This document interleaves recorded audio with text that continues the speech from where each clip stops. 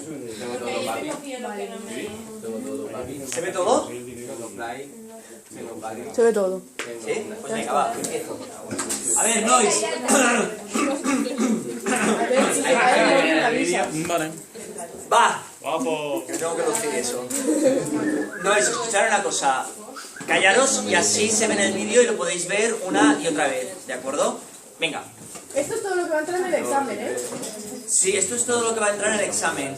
En el preexamen, recordar que no es todo el catabolismo. Luego entrará lo que es la degradación de ácidos grasos, la degradación de proteínas, ¿de acuerdo? Venga, va, empezamos con la primera. Vamos a empezar cómo se realiza la degradación de los carbohidratos. Vamos a empezar con la glucosa. ¿Por qué empezamos con la glucosa y no empezamos con la galactosa? O no empezamos con el gliceraldehído, no empezamos... Las razones por las cuales no empezamos por otro carbohidrato que no sea glucosa es porque cualquier otro carbohidrato que no sea glucosa busca algún intermediario de la glucólisis y se incorpora. Esa es la razón. Por lo tanto, empezamos con la glucosa. Bien, la glucosa, como todos sabéis, tiene 6 átomos de carbono. El objetivo final, ¿cuál es? La obtención de CO2 y energía. Vamos a ver este CO2. Obviamente, si hay 6 moléculas de carbono en la glucosa, se obtendrán 6 moléculas de CO2. Bien, empezamos con la glucólisis. Como veis, en esta que os he puesto aquí, os la he dividido en dos. No oyes, va. Os la he dividido en dos. La glucosa se transforma en 2 moléculas de piruvato de 3 átomos de carbono. ¿Pero esto se realiza en un solo paso? Obviamente no. Se realiza en muchas reacciones secuenciales. ¿Cómo se llaman las reacciones secuenciales que se dan en el metabolismo? Rutas metabólicas. Rutas metabólicas. ¿De acuerdo? Bien. Por lo tanto, ¿qué pasa? La glucosa tiene 2 fases. La glucólisis tiene 2 fases. Recordad que la glucólisis es la degradación de glucosa a 2 moléculas de piruvato. Pero antes de llegar a 2 moléculas de piruvato, tiene lugar 2 fases muy diferenciadas. Una que es de consumo de ATP. La glucosa, mediante el consumo de 2 moléculas de ATP, obtenemos 2 moléculas de gliceraldehído 3-fosfato. Y vosotros preguntaréis, Ángel, si lo que queremos es obtener energía, ¿por qué estamos consumiendo energía? Se hace porque este es el primer paso, el paso previo para la obtención de energía. Para obtener ATP, primero, en este caso, se tiene que consumir. Luego tendremos más ATP del que se ha consumido. Bien, de glucosa pasamos a 2 moléculas de gliceraldehído 3-fosfato de 3 átomos de carbono. Y se consumen 2 moléculas de ATP. Esto es la fase consumidora de ATP. Luego pasamos a la siguiente fase de la glucólisis, que es de obtención de ATP. ¿Y aquí qué se obtiene? Se obtiene que de una molécula de gliceraldehído 3-fosfato pasamos a una molécula de piruvato. Y una molécula de gliceraldehído 3-fosfato obtiene 2 moléculas de ATP. Bien, como tenemos 2, si una obtiene 2 moléculas de ATP, las 2 moléculas de gliceraldehído 3-fosfato, cuando pasan a 2 moléculas de piruvato, obtienen 4 moléculas de ATP. Por lo tanto, 4 moléculas de ATP que se obtienen en la fase de obtención de ATP, menos 2 moléculas que hemos gastado, ¿cuál es el balance global de ATP que se ha obtenido? 2 ATPs. No copiéis esto porque voy a ir cambiando este número conforme vayamos avanzando en las rutas metabólicas, porque aún no hemos llegado a la degradación. Bien, ya tenemos esto. En resumen, de una molécula de glucosa de 6 carbonos obtenemos 2 moléculas de piruvato de 3 átomos de carbono. 3 más 3, 6. A día de hoy aún tenemos 6 carbonos. Por lo tanto, no hemos perdido aún ninguna molécula. Tenemos que seguir avanzando en las rutas metabólicas. Todo esto tiene lugar en el citosol. De ahí a que os haya puesto una célula y separado de este compartimento que tenemos aquí, que son las mitocondrias. La glucólisis siempre tiene lugar en el citosol. Siempre. Nunca, jamás en un compartimento diferente que no sea el citosol celular o el citoplasma. Ahora, ¿qué pasa? Cuando llegamos al piruvato, el piruvato se enfrenta a dos posibles rutas metabólicas. Una en presencia de oxígeno y otra en ausencia de oxígeno. Imaginemos que es en ausencia de oxígeno. En ausencia de oxígeno tendríamos una molécula de glucosa y pueden pasar dos cosas. Que hayan dos tipos de fermentaciones. ¿Por qué se realiza esto? Puede pasar que el NADH2 se oxide y ceda los electrones al piruvato. Si esto pasa, ¿qué se obtiene? Lactato. ¿Se obtienen más moléculas de ATP? No. Es decir, de una molécula de glucosa obtenemos dos moléculas de lactato más dos moléculas de ATP. Y la pregunta que yo os realizo ahora, ¿por qué, si no se obtiene más ATP, por qué la célula opta por tener esta ruta metabólica? La razón por la cual la realiza es porque necesita volver a obtener el NAD+. Porque este NAD+ volverá a la glucólisis debido a que este paso es necesario en la glucólisis. En la glucólisis se obtiene un coenzima reducido que es el NADH2. Si todas las moléculas de NAD+ se encuentran reducidas a NADH2, la glucólisis quedaría paralizada en este nivel y no se obtendrían más ATPs. Por lo tanto, nosotros necesitamos, es decir, esto lo realizan las células única y exclusivamente para volver a obtener los coenzimas oxidados. Es la única razón. Gracias a esto podemos coger otra molécula de glucosa y que se vuelva a producir la reacción de obtener dos moléculas de ATP.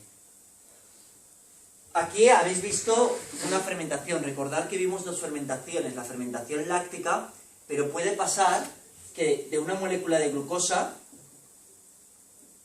se obtengan dos moléculas de etanol más dos moléculas de CO2. ¿Por qué? Se desprende dos moléculas de... Bueno, no se desprenden dos. De una molécula de piruvato, como veis, aquí el CO2 se desprende. ¿Cómo se denominan las reacciones que pierden moléculas de CO2? Descarboxilación. Descarboxilación. Sufre una descarboxilación y además el NAD se oxida, el NADH2. Se obtiene el NAD+, que vuelve a la glucólisis, y aquí tenemos esta reacción. Recordad que para este nivel, yo os dije que os iba a hacer las reacciones globales muy simplificadas. Obviamente aquí, esta reacción, me voy a centrar en la de arriba, no sería esta.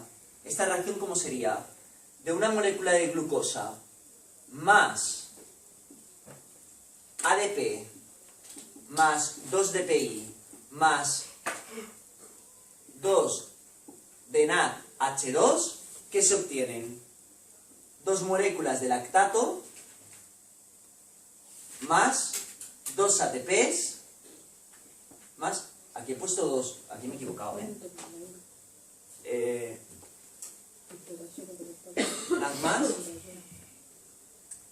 más dos moléculas de lactato, dos ATP más, obviamente, otra vez obtendríamos el NAD+, por lo tanto este y este se va, y que tendríamos dos moléculas de lactato y dos ATPs. ¿Queda claro esto? Esto es la reacción global, que os la podéis aprender de memoria, os la podéis aprender pues de esta manera, ¿sabes? Aprendiéndonos las reacciones químicas. O sea, más dos ATPs, más... Sí, esto no lo voy a... A ver, os lo preguntaré, pero bueno, lo preguntaré de esta manera que es más sencilla. Bien, seguimos con la reacción. Puede pasar que el piruvato tenga oxígeno, haya presencia de oxígeno. Si hay presencia de oxígeno, el piruvato ¿qué hace? Empieza a realizar lo que se conoce como la respiración celular. Pero la respiración celular... no es. La respiración celular está formada por 4 procesos. El primero de todos ellos es que el piruvato entra en la mitocondria. ¿Dónde se produce la primera reacción? en el espacio intermembrana, en la membrana externa, en la membrana interna o en la matriz. La primera reacción que se conoce como oxidación del piruvato se da en la matriz mitocondrial. Seguimos con la reacción. Las dos moléculas de piruvato entran. ¿Y qué sufren? Una descarboxilación. Por lo tanto, ¿pierden un CO2? Sí.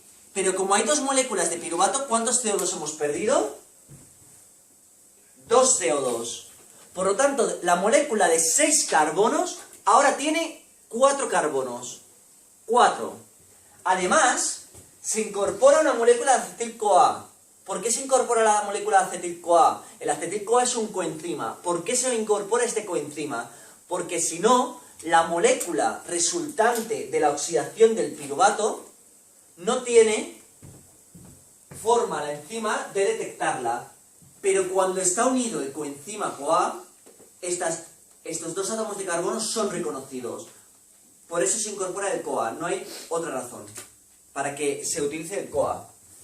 Entonces, ¿qué pasa? El piruvato sufre una descarboxilación, se incorpora un CoA y además se produce una reducción de otro coenzima que pasa de NAD a NADH2. Por lo tanto, ¿qué tenemos? Teníamos un NADH2 que se obtiene de la glucólisis y ahora acabamos de obtener otro. Como es por duplicado, 2 NADH2 de la glucólisis y 2 NADH2 de la oxidación del piruvato. Por lo tanto, ¿cuántos? 4. Aquí arriba, por ahora tengo 4 NADH2, que luego ya, todo esto voy a ir sumándolo. Todo esto voy a ir sumándolo. Bien. Esto lo borro. Vale. Fruto de esta descarboxilación, incorporación del CoA y oxidación del piruvato, que tenemos una molécula denominada acetil-CoA. Os dije que acetil quiere decir 2 moléculas de carbono. Si tuviera más, cuando hablo de más es de 4 en adelante, 3 se llama de otra forma, ¿vale? Pero si tuviera 4, 5, 6 sería una molécula de acil, que podría ser de 4 para adelante. En cambio, la molécula de acetil tiene 2 átomos de carbono, es decir, 2 átomos de carbono unidos al CoA. Vale, ¿y qué os dije? Todas, absolutamente todas las rutas metabólicas que vamos a ver buscan converger en acetil-CoA. Todas, las proteínas, los ácidos grasos, las bases nitrogenadas, todas buscan esto. ¿Y este acetil-CoA qué se hace con él? Bien, sigue en la matriz mitocondrial, pero ahora pasa, ya acabamos la oxidación del piruvato, que la oxidación del piruvato es el paso del piruvato hasta acetil-CoA. Pues ahora el acetil-CoA entra en lo que se conoce como ciclo de Krebs. Pero esto también se realiza en la matriz mitocondrial. ¿Y el ciclo de Krebs qué es? El ciclo de Krebs os dije que empezaba incorporándose una molécula de acetil-CoA, se incorporaba en una molécula de... ¿qué? Oxalacetato. Oxalacetato. ¿Cuántas moléculas tenía el oxalacetato de carbono? 4. 6. No. El oxalacetato tenía 4. Se incorporaba el acetil-CoA y se obtenía una molécula de 6 carbonos denominada citrato. Es decir, de oxalacetato se incorpora el acetil-CoA y se obtiene citrato. Bien, y de aquí, ¿qué pasa? Del citrato hay 7 reacciones secuenciales en las cuales se sufren 2 descarboxilaciones. Si se sufren 2 descarboxilaciones, ¿cuántas moléculas de acetil-CoA entran en el ciclo de Krebs por cada molécula de glucosa? 2. Por cada molécula de glucosa se obtienen 2 acetil-CoAs. Por lo tanto, aquí me faltaría un 2, 2 moléculas de acetil-CoA. Por lo tanto, si una molécula de acetil-CoA sufre 2 descarboxilaciones, como hay 2 moléculas, se sufren 4 descarboxilaciones. Por lo tanto, Se han perdido en total 6 moléculas de CO2. Pregunta, ¿la molécula de glucosa la hemos degradado por completo? Sí. La molécula de glucosa ya está degradada por completo. Hemos obtenido 6 moléculas de CO2. Queda totalmente degradada la molécula de glucosa. Seguimos adelante. ¿Pero qué más se obtiene? Este ciclo de Krebs obtiene un GTP. Os dije que el GTP era similar y contaba exactamente igual que un ATP. Hasta aquí. ¿Cuántas moléculas de ATP hemos conseguido? 3. 2 de la glucólisis y ahora por primera vez, después de todo este proceso, hemos obtenido una más. Es decir, que utilizando oxígeno obtenemos más ATP. Aún no sabemos cuánto, pero una molécula más seguro, porque la acabamos de obtener aquí. Es decir, ahora de 2 ATPs que hemos obtenido en la glucólisis, acabamos de obtener otro, que son en total 3 ATPs, resultado de la glucólisis y del ciclo de Krebs. Seguimos adelante. ¿Solo se ha obtenido esto? No. También se ha obtenido una serie de coenzimas reducidos, que son NADH2. Pero NADH2 obtenemos 3, que los tenéis aquí. Aquí hay 1, 2 y 3. Pero obtenemos 3 NADH2 por cada molécula de acetil-CoA. Pero ¿cuántas moléculas de acetil-CoA se producen por cada glucosa? 2. Por lo tanto, como entran 2 moléculas de acetil-CoA, si una produce 3 NADH2, 2 moléculas de acetil-CoA producirán 6 moléculas de NADH2, que sumadas a todas las que hemos obtenido en este proceso, hacen un total de 10 moléculas de NADH2. ¿Queda claro? Seguimos adelante. ¿Es todo lo que se ha obtenido con el ciclo de Krebs? Hemos visto que se ha descarboxilado. Hemos visto que se ha obtenido coenzimas reducidos NADH2, pero el NADH2 es un viejo conocido nuestro. Pero se ha obtenido, además, un coenzima que no conocíamos, que es el FAT. ¿Qué pasa? FATH2 pasa de FAT más a FATH2. El FATH2 se obtiene 1 por cada molécula de acetil-CoA que entra, pero como por cada molécula de glucosa obtenemos 2 acetil-CoA, se obtienen 2 FATH2. Seguimos adelante. Marcelo, una pregunta. Dime. ¿Y de GTP solo se obtiene 1 con los 2? ¿O 1 por cada? Es verdad, aquí he errado, perdonad. Del GTP os he dicho que se obtiene 1 por cada acetil-CoA, que se considera ATP, pero ¿cuántos acetil-CoA hay? 2. Por lo tanto, 4. ¿Vale? Aquí me he equivocado. Se obtienen 2 ATPs en la glucólisis y después en el ciclo de Krebs se obtiene un GTP, pero como entran 2 moléculas de acetil-CoA, se obtienen 2. Por lo tanto, 1 más. Aquí me he equivocado, lo siento. Seguimos adelante. Ahora, ¿aquí qué ha pasado? Podríais pensar que como ya hemos degradado totalmente la molécula, ya estamos tranquilos. Ya hemos degradado totalmente la molécula y no pasa absolutamente nada más. Pero estaríamos equivocados. ¿Por qué?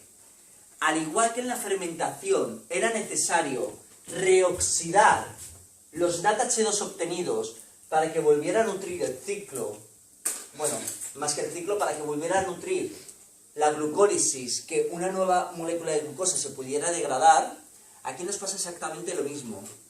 Solamente que en vez de tener 2 NADH2, ahora, ¿cuántos tenemos? Tenemos 10 NADH2 y además hemos obtenido 2 moléculas de FAT que antes no la teníamos con la fermentación. Todo esto tiene que volverse a reoxidar, porque si no, no se podrían coger nuevas glucosas para seguir degradándolas. ¿Qué ha hecho la evolución? La evolución ha ideado un mecanismo diferente al de la fermentación. ¿Por qué diferente? Porque no hay una molécula orgánica donde poder reoxidar los coenzimas. Porque las moléculas orgánicas nos las hemos cargado. Se ha degradado totalmente a CO2. ¿Y qué ha hecho la evolución? Ha ideado un mecanismo conocido como cadena de transporte electrónico, que es el siguiente paso de la respiración.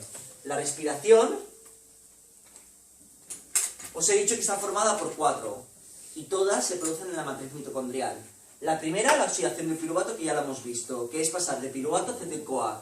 La segunda, ciclo de Krebs, que el acetil-CoA entra en el ciclo de Krebs para descarboxilarse por completo y además ser oxidado para reducir coenzimas. Y además, de rebote obtenemos ATP.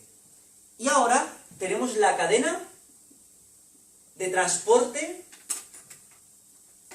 de electrones.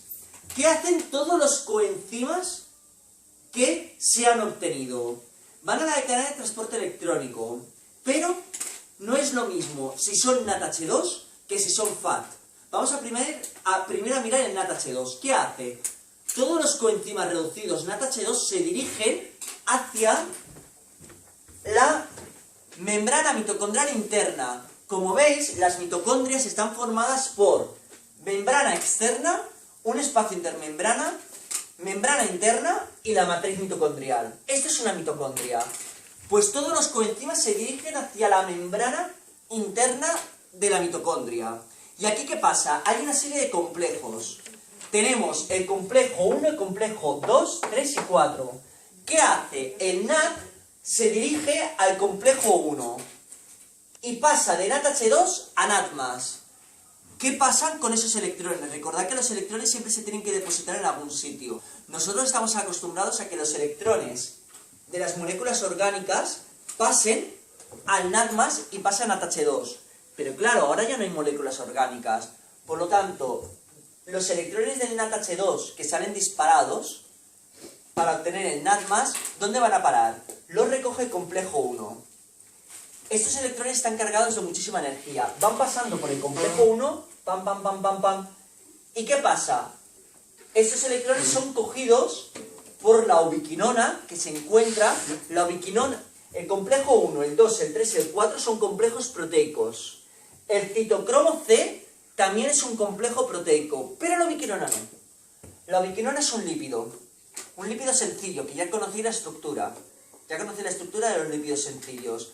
Como es un lípido, ¿se puede desplazar a través de los fosfolípidos? Sí, porque tiene la misma naturaleza. Entonces se puede desplazar a través de los fosfolípidos. Ya os dije yo que aquí realmente lo que tenemos es esta estructura. Fosfolípidos con sus colas. Bien, pues la ubiquinona se puede desplazar a través de estas colas. Dime. En la fermentación hay solo un piruvato. En la fermentación hay dos. En la fermentación hay dos. Sí, lo que pasa es que he cogido solo un piruvato pero realmente todo esto también estaría por duplicado. ¿Vale? Venga, pues seguimos. Bien, ¿qué pasa? Los electrones pasan a la ubiquinona, pero el paso de los electrones por el complejo 1 desprende muchísima energía. ¿Y esta energía qué hace? El complejo 1 coge protones que se encuentran en la matriz mitocondrial, coge un protón de la matriz y lo extruye hacia el espacio intermembrana. Es una consecuencia del paso de estos electrones. Ahora seguimos. La ubiquinona cede los electrones, pasa del 1 al 3 al complejo 3. ¿Qué pasa? Los electrones pum, pum, pum, pum, empiezan a pasar hasta que lo recoge el citocromo C. Y vuelve a pasar exactamente lo mismo. Fruto de esta energía, el complejo 3 coge un electrón de la matriz y lo extruye hacia el espacio intermembrana. Y seguimos. El citocromo C recoge los electrones del 3 y los pasa al 4. Y en el 4 otra vez, pum, pum, pum, pum, empiezan a pasar. También desprende muchísima energía. Y entonces, ¿qué hace? El complejo 4 coge los protones de la matriz y los vuelve a extruir al espacio intermembrana. ¿Qué pasa? Que los electrones están ya cansados. ¿Dónde van a parar? Porque no pueden parar en ninguna molécula orgánica. ¿Quién y estos electrones tienen que ir a parar a algún sitio, no pueden quedarse por ahí. ¿Quién los recoge? El oxígeno. Ahora ya por fin sabemos por qué nos llamamos seres aeróbicos, por qué realizamos la respiración. Porque en este paso, el oxígeno pasa a agua. ¿Y cómo pasa a agua? El oxígeno recoge 2 electrones y además recoge 2 protones. Mirad esto. ¿Veis que desaparecen 2 protones para formar agua? Es decir, la diferencia de protones entre fuera y dentro, además de producirse extrusión para afuera, es que además, aquí, estamos perdiendo 2 electrones, que hace que la diferencia de protones entre fuera y dentro sea aún mucho mayor. Bien, con esto acabamos la respiración.